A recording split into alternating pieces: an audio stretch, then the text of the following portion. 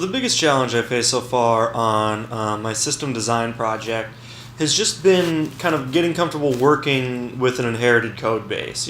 Particularly for this project, the data set that we're going to be using for it is not necessarily the one that the client-side code was designed to work with, and had a lot of thoughts about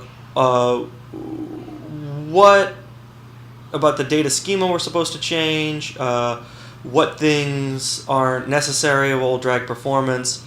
So, like, one example is the component that I inherited had a data column for the hours of the restaurant, and since the people in the original project were using real data, like, that was all filled with hours of other restaurant, of like what the various restaurants were open during. And I originally tried to recreate that in my data generation script, like randomly generating hours for each day of the week on each step, but and I found pretty quickly that made my script just take way too long to run. It took like over 45 minutes doing it that way. So I thought that maybe level of complexity isn't really necessary, since these hours are just randomly generated anyway. So I hard-coded a string that just says that every restaurant is open from 9 to 9. And just doing that and taking away, those